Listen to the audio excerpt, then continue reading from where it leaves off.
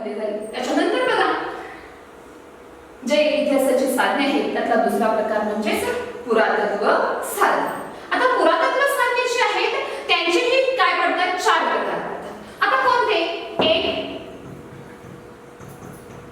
शिलालेख, दुसरा आहे नाणी म्हणा, त्याचबरोबर आहे स्मारके, नंतर आहे इतर अवशेष,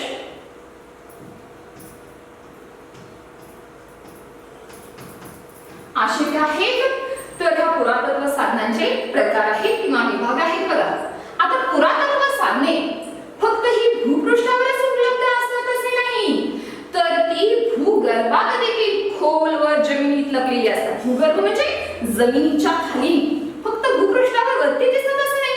आता यामध्ये विटा शिलालेख वरती असतात, फक्त वरतीच असतात तसे नाही, स्मारके वरती असतात. काही साधने ही काय असतात तर भूगर्भात खोलवर जमिनीत रुतलेली असतात आणि त्या जमिनीच्या शास्त्रीय पद्धतीने खुदाई करून, मग ही जी साधने आहेत जमिनीची काय केली जाते, शास्त्रीय पद्धतीने खुदाई म्हणजे अगदी व्यवस्थित हत्यारे वापरून व्यवस्थित ते खुदाई करून काय केली जातात तर ही बाहेर काढली जातात. त्यालाच काय म्हटलं जातं, उत्खनन असे म्हणतात. उत्खनन म्हणजे काय, जमिनीची शास्त्रीय पद्धतीने खुदाई करणे. खुदाई करणे म्हणजे खोदणे, यालाच उत्खनन असे म्हटलं जातं. हराप्पा संस्कृती उजेडात येण्याला असेच उत्खनन कारणीभूत ठरले. माहिती आहे तुम्हाला, हराप्पा संस्कृती उजेडात आली म्हणजे जगाला समजलं की हराप्पा संस्कृती होती.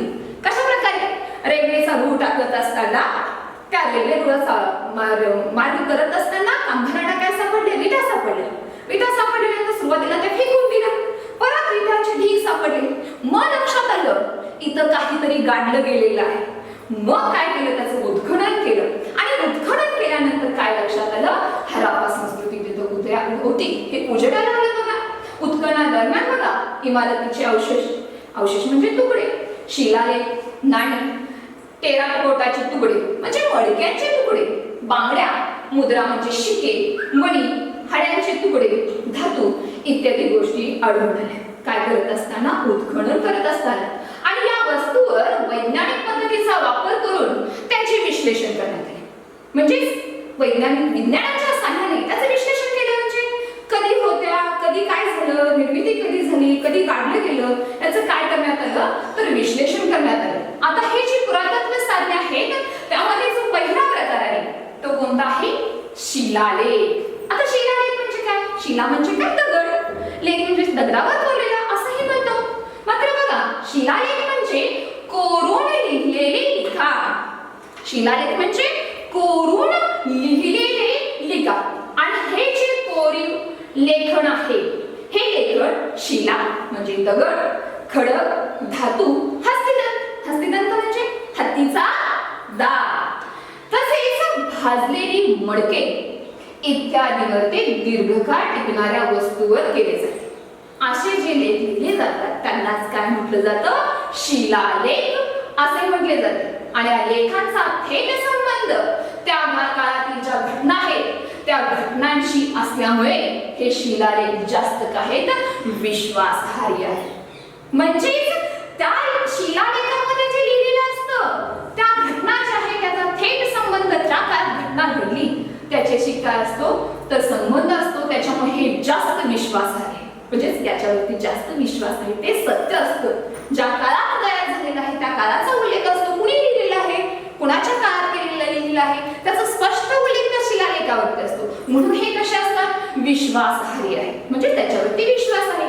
अशोकाचे शिलालेख आहे, सम्राट अशोकाचे जे शिलालेख आहेत ते भारतात सापडलेले प्रारंभिकचे शिलालेख आहेत.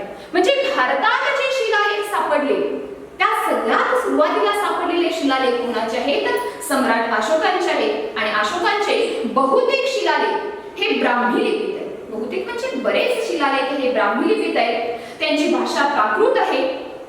कन्नड, तेलुगू, तामिळ, संस्कृत, प्राकृत भाषेत हजारो शिलालेख आढळून आले. हजारो, एक दोन नाही असे हजारो शिलालेख काय केलेले सापडलेले आहेत. बघा समुद्रगुप्तांचा अलाहाबाद येथील स्तंभालेख, समुद्रगुप्ताच्या काळातील अलाहाबाद या ठिकाणी जो स्तंभालेख आहे तो स्तंभालेख घ्या. तसेच दुसरा पुलकेशीचे ऐहोळे येथील शिलालेख, ऐहोळे कर्नाटकात आहे आणि ऐहोळे येथील शिलालेख, खारवेल येथील हंती सापडलेलं शिलालेख हे जे शिलालेख आहे ह्या सर्व शिलालेखांच्या माध्यमातून त्या राज्यकर्त्यांच्या सैनिकी मोहिमांना त्यांचे कार्य घ्या याचं चित्रण आपल्या डोळ्यासमोर उभं. म्हणजे चित्रण करता सांगतात ते काय करतात त्या काळात राज्यकर्ता कसा होता, त्याचे सैनिकी मोहिमी म्हणजे कुठपर्यंत त्यांना काय केलं, साम्राज्याचा काय केला विस्तार केला, कुठपर्यंत साम्राज्य होता, राज्य काय करायचे, हा तो प्रदेश जिंकला त्याची आठवण म्हणून काय करायचे, त्याचं स्मारक उभं करायचे. मग हे जे शिलालेख आहेत हे काय करतात, त्या राज्यकर्त्यांच्या सैनिकी मोहिमा आणि त्यांचं जे कार्य आहे त्यांनी काय कार्य केलं, राज्यासाठी असेल, समाजासाठी असेल, लोकांच्यासाठी असेल, काय कार्य केलं याचं चित्रण करतात. उत्तर पेरू शिलालेखात स्वराज्याच्या ग्रामीण राज्यकारभाराचे वर्णन आहे. उत्तर पेरू येथे जो शिलालेख आहे या शिलालेखात कशाचं वर्णन केलेलं आहे, सोळांचे जे राजा होते त्या राजांचं ग्रामीण राज्यकारभार, ग्रामीण म्हणजे त्यांचा खेडेगावातील राज्यकारभार कशा प्रकारे होता याचं वर्णन स्पष्ट त्या शिलालेखात केलेलं आहे बघा. याशिवायच बघा यामध्ये या शिलालेखामध्ये राजकीय, सामाजिक, सांस्कृतिक, अर्थशास्त्रीय, शैक्षणिक, धार्मिक हे जे घटक आहेत त्या घटकांचं विवरण म्हणजे याची माहिती, याचे स्पष्टीकरण या शिलालेखात आपल्याला पाहायला मिळतं. म्हणून इतिहासाच्या रचनेमध्ये जे इतिहासाची साधने आहेत विश्वासार्ह असलेलं पुरातत्व साधन कोणतं आहे, जास्त शिलालेख. म्हणून हे महत्त्वाचं आहे. याच्यानंतरचा दुसरा प्रकार म्हणजे कोणते, नाणी. आता ही नाणी म्हणजे पैसे. मग हे जी नाणी आहेत बघा आकाराने कशी असतात, नाणी ही आकाराने लहान असतात, शिलालेख मोठे असतात, माहिती भरपूर मिळते. मात्र नाणी कशी असतात, आकाराने लहान असतात आणि आकाराने ही नाणी लहान असली तरी बघा या नाण्यांच्या माध्यमातून अत्यंत महत्त्वपूर्ण माहिती आपल्याला मिळते. आता कसं काय बरं, एवढे छोटं नाणं आहे त्याच्यातून कशी एवढी माहिती मिळणार, तर कशा प्रकारची माहिती मिळते बघा, या नाण्यामुळे ते नाणे कोणत्या राज्यकर्त्याने पाडलं, कुणी निर्माण केलं याचीही माहिती मिळते आणि त्या राज्याचा भौगोलिक विस्तार देखील आपल्याला काय होतो पाहायला मिळतो. म्हणून नाणी जी आहेत ती समजून घेण्यासाठी, भौगोलिक विस्तार समजून घेण्यासाठी काय आहेत महत्त्वाचे असे साधने आहेत बघा. तसेच बघा या नाण्यांच्या माध्यमातून काय होतं, तर ज्या राजाने नाणी पाडली त्या राजाचा धर्म, त्याची आर्थिक स्थिती, आता धर्म कोणता होता त्या धर्माचा ते उल्लेख करायचे. आर्थिक स्थिती, जर नाणं सोन्याचं असेल तर आर्थिक स्थिती चांगली, जर नाणं इतर धातूचं असेल हा आर्थिक स्थिती पित्ताची आहे. म्हणजेच त्या नाण्यांच्या माध्यमातून बघा राजाचा धर्म कोणता आहे, आर्थिक स्थिती, धातू तंत्रज्ञान, म्हणजेच त्यांना कोणत्या धातूचं नाणं, कोणत्या धातू तयार केलेलं आहे, कोणत्या धातूंचं त्यांना तंत्रज्ञान होतं याबद्दलची माहिती या नाण्यांच्या माध्यमातून मिळते. म्हणून इतिहास लेखनामध्ये नाणी ही आहेत महत्त्वाची. आता नाही लहान आहेत मात्र अभ्यास करण्यासाठी महत्त्वाचे आहेत बघा. समुद्रगुप्ताने वेगवेगळ्या 7 प्रकारच्या सोन्याची नाणी प्रचलित केली म्हणजे निर्मिती केली, तयार केली आणि नाण्यावर मुद्रित केलेले जे चित्र आहे या चित्रावरून असे कळून येते की समुद्रगुप्त हा संगीत प्रेमी होता. समुद्रगुप्ताच्या काळातील नाणी सापडलेली आहेत आणि त्या नाण्यावरती चित्र आहे.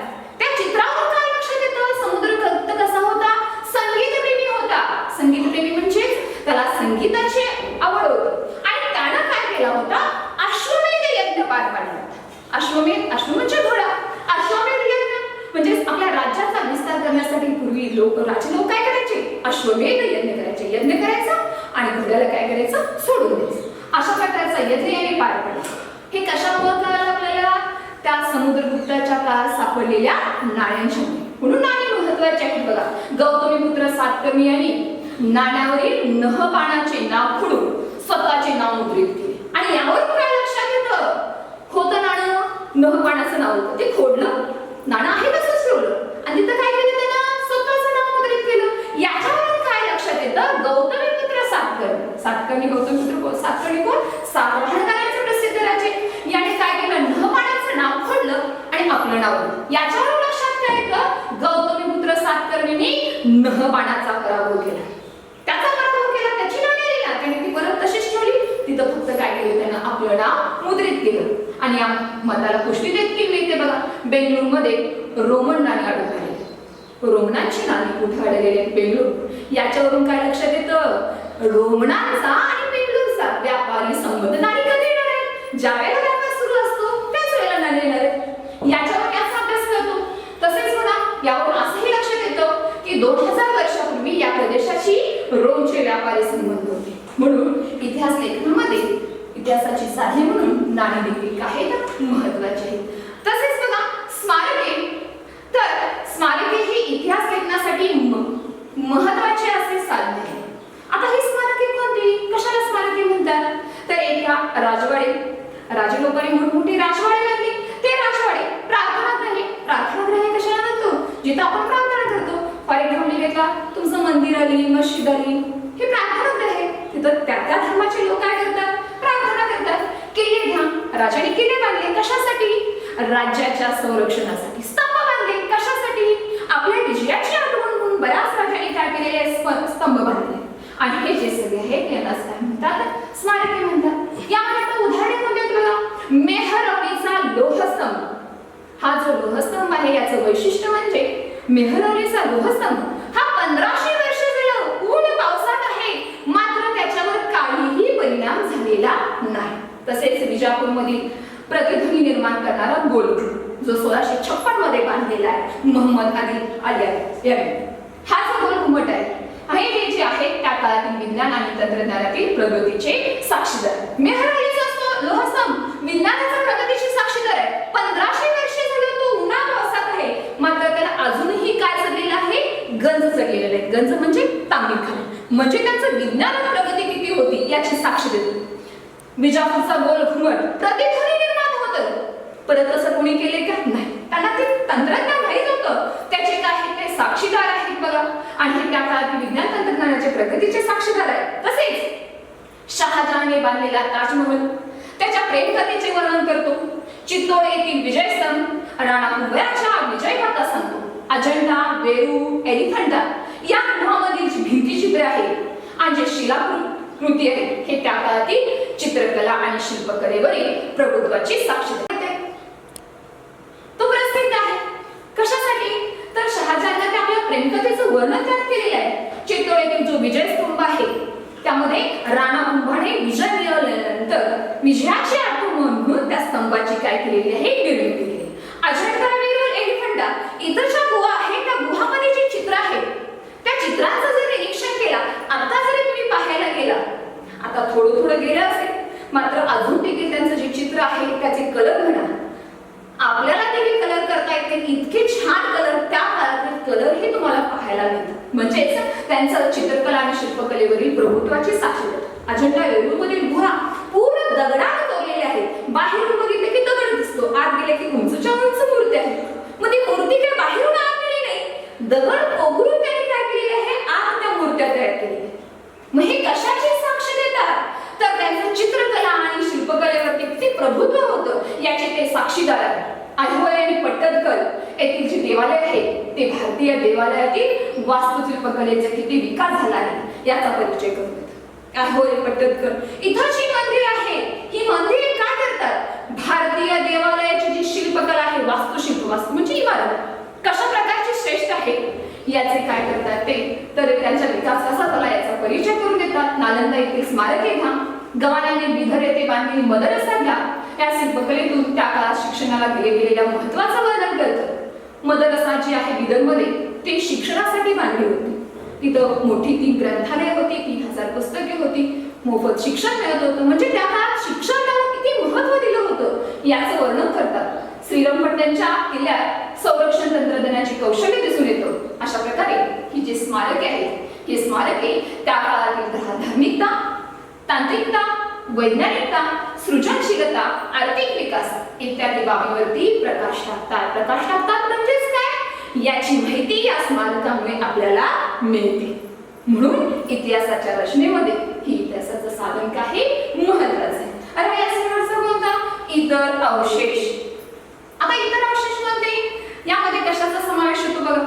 उत्खननादरम्यान मिळालेले जे मडक्याचे तुकडे आहेत, उत्खनन बघितलं आपण कशा प्रकारे करतात. मग याच्यात मिळालेले जे मडक्याचे तुकडे आहेत घ्या किंवा मणी घ्या, मुद्रा घ्या, मुद्रा म्हणजे शिके, धातूचे तुकडे घ्या, बांगड्या घ्या इत्यादी अवशेषांच्या माध्यमातून, म्हणजे हे जे उत्खनन करत असताना सापडलेले अवशेष आहेत यांच्या माध्यमातून काय कळतं आपल्याला, त्या काळातील सामाजिक, आर्थिक, सांस्कृतिक आणि धार्मिक जनजीवनासह त्यांचे व्यापार, व्यवहार, आहार पद्धती इत्यादी गोष्टींचा अर्थ आपल्याला समजून घेता येतो. उत्खननादरम्यान सापडलेले जे जैविक अवशेष आहेत, जैविक अवशेष म्हणजेच काय, मेलेले जे प्राणी आहेत, पक्षी आहेत, झाडे आहेत, झुडपे आहेत, ते जैविक औषध. कार्बन 14च्या प्रक्रियेनुसार त्यांचा कालावधी किती होता?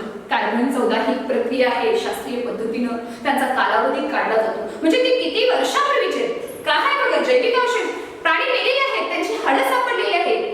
पक्षी आहेत, त्यांची हाडं सापडलेली आहेत. झाडांचे औषध सापडलेले, झुडपांचे औषध सापडलेले आहेत. मग ते किती वर्षापूर्वीचे आहेत? हे कशाच्या माध्यमातून सांगितलं जातं? सायन्स मध्ये एक आहे प्रक्रिया आहे. कोणती? कार्बन 14.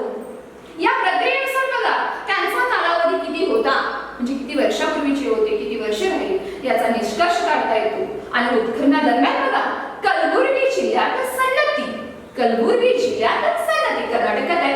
तसेच दोड्डबळापूर जवळ राजगड या ठिकाणी बौद्ध स्तूप सापडलेले. बौद्ध स्तूप, विहार स्तूप आहे म्हणतो आपण, हे बौद्ध स्तूप या ठिकाणी सापडलेले आहे. आता स्तूप कशाला म्हणतात? तर गौतम बुद्धांचे औषध एका कलशामध्ये घालून त्या कलशाच्या भोवती अर्ध वर्तुळाकार जे बांधकाम केलं जातं त्याला स्तूप म्हणतात. मग अशा प्रकारचे स्तूप कुठे आढळून आलेले आहेत? तर आपल्या कर्नाटकात कलबुर्गी जिल्ह्यात सन्नती आणि दोड्डबळापूर जवळ राजगड या ठिकाणी स्तूप आढळून आलेले आहेत. तमिळनाडूमधील आरिकमेडू आणि पट्टणम या ठिकाणी करण्यात आलेले जे उत्खनन आहे, या उत्खननात भारतीय आणि रोमन यांच्यातील व्यापारी संबंधाचे पुरावे प्राप्त होतात. म्हणजे उत्खनन करत असताना नाणी सापडलेले आहेत, अवशेष सापडलेले आहेत. याच्यामुळे काय समजतं? तर भारतीय आणि रोमन यांच्यात काय होते? पूर्वी व्यापारी संबंध होते. अशा प्रकारे बघा उत्खननामुळे जमिनीत गाठलेले गतकाळातील अनेक गोष्टी बरेच काही सांगतात. एक नाही, दोन नाही, भरपूर काही त्या गोष्टीतून मिळते. उत्खनन करत असताना बऱ्याचशा गोष्टी मिळालेल्या आहेत. त्याच्यामुळे काय समजतं? गतकाळात म्हणजे मागे गेलेला जो काळ आहे त्या काळाविषयी बरीच माहिती आपल्याला समजते. म्हणून इतिहासाच्या अभ्यासामध्ये इतिहासाची साधने आहेत महत्त्वाची आहेत. धन्यवाद.